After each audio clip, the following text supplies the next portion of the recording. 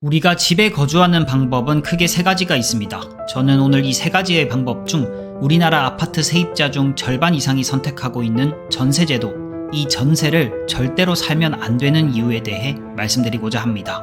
구독과 좋아요 부탁드리고요. 바로 시작합니다.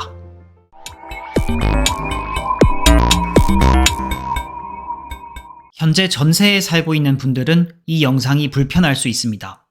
하지만 전세 기간 만기 이후에 조금 다른 선택을 할 분들을 위해 제작된 내용입니다. 전세보다 월세에 살아라 라는 의견이 증가하는 추세구나 정도로 받아들여 주셨으면 좋겠습니다.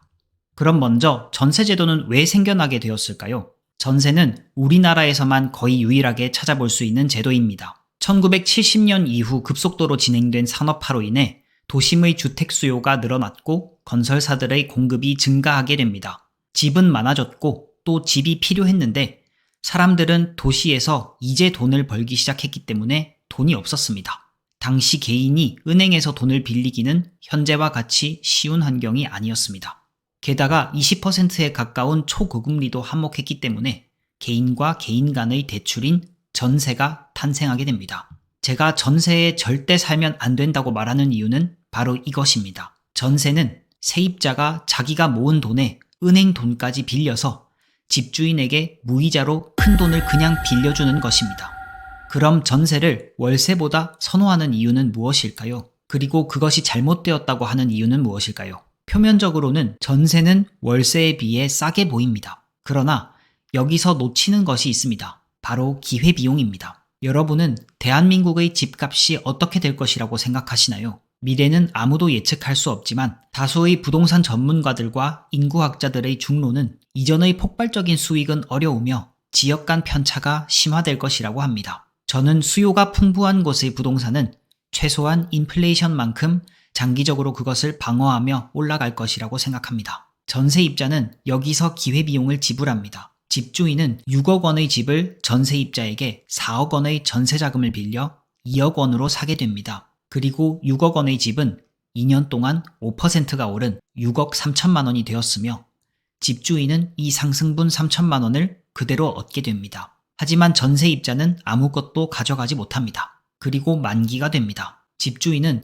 전세입자에게 4억 원을 돌려줍니다. 인플레이션, 즉 물가 상승으로 인해 2년 전의 4억 원은 지금과 가치가 다른데도 그냥 4억만 돌려줍니다. 그럼에도 불구하고 전세입자는 원금을 그대로 돌려받았다는 착각 속에 빠집니다. 전세 대출 이자는 또 이자대로 냈으며 2년간의 인플레이션에 대한 보상은 단 한 푼도 받지 못했지만 돈을 돌려준 집주인에게 감사해야 합니다. 집주인의 레버리지로 이용당한 세입자는 이 사실을 모른 채 올라버린 전세금을 다시 마련하여 재계약을 하거나 다른 집의 전세를 찾게 됩니다. 전세를 선호하는 두 번째 이유는 단지 월세는 없어 보이기 때문입니다. 남의 시선을 중요시하기 때문에 최소한 전세라도 살아야 뭔가 목돈은 있어 보이겠지 하는 정말 이상한 문화 때문이거나 아니면 남들이 다 월세보다는 전세 살라고 하고 실제로 비용도 더 적게 드는 것 같으니까 전세를 살아야겠지 하는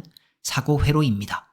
그러나 여기서 생각을 조금 바꿔서 월세에 살게 되면 기회 수익을 얻을 수 있습니다. 3억짜리 전세와 2000에 90 월세를 놓고 비교해 보겠습니다. 수중에 1억이 있다면 많은 사람들은 2억을 대출받고 3억짜리 전세를 선택합니다. 2억 대출의 4% 이자면 연 800만 원, 한 달에 66만 원입니다. 당연히 2000에 90 월세면 전세가 더 유리해 보입니다. 하지만 월세는 기회 수익을 창출합니다. 월세를 들어가게 된다면 여러분 수중의 1억 중 2천만 원만 보증금을 내고 8천만 원으로 자산을 살 수 있습니다. 집주인의 레버리지로 사용되는 것이 아니라 여러분 자신의 레버리지로 활용할 수 있습니다. 많은 채널에서 전세 대신 월세를 살고 남은 돈으로는 다른 집을 전세 갭을 껴서 사거나 대출을 일으켜서 또 다른 집을 사라고 이야기합니다. 그러나 이 방법은 그 집의 갭을 지불하거나 대출을 일으킬 능력이 필요합니다.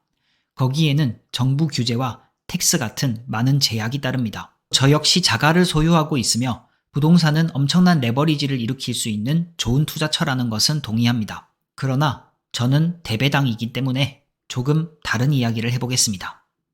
바로 전세 대신 월세에 살면서 집주인에게 무이자로 제공하지 않은 8천만 원에 1,000만 원을 더해 9천만 원을 미국에 투자하는 것입니다. 갑자기 1,000만 원이 왜 나왔냐고요? 5년 전 집 없이 월세에 살고 9천만 원을 들고 있던 제 상황과 똑같기 때문입니다.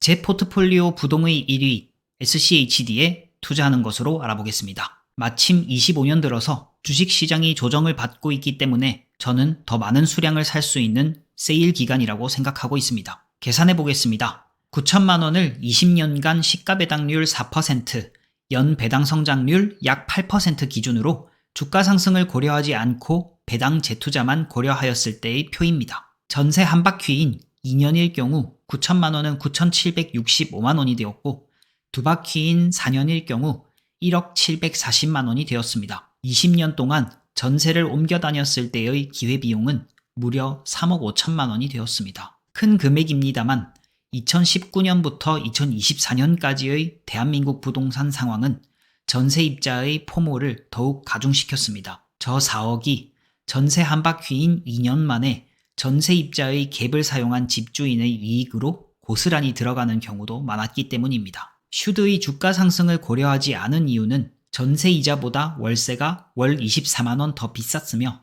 이는 연환산 288만 원 정도이기 때문에 이를 주가 상승과 퉁치고 제외하게 되었습니다. 하지만 여러분이 슈드에게 기대하는 주가 상승률은 연 288만 원보다 훨씬 높을 거라고 생각됩니다. ISA와 같은 절세 계좌를 활용하면 더욱 좋습니다. 이 전략은 배당 ETF에서 나오는 현금 흐름으로 월세를 일부 충당하고 자산의 성장은 덤으로 가져갈 수 있습니다. 저는 예시를 슈드로 들었지만 전세 대신 월세를 살아라라는 이야기의 핵심은 전세금으로 집주인의 레버리지가 되지 말고 내 자산을 나의 레버리지로 사용하라는 것입니다. 주식이 떨어지면 어떡하냐는 말이 많습니다. 주식은 당연히 오르고 떨어지고를 반복합니다. 해당 사고방식은 투자 자체를 해서는 안 됩니다. 모든 투자에는 리스크와 낙폭이 있습니다. 이런 사람들의 대부분은 주식이 떨어지는 것이 무서워 주식을 자산으로 생각하지 않기 때문에 대부분의 문제들이 발생합니다. 도박과 투기로 접근하면서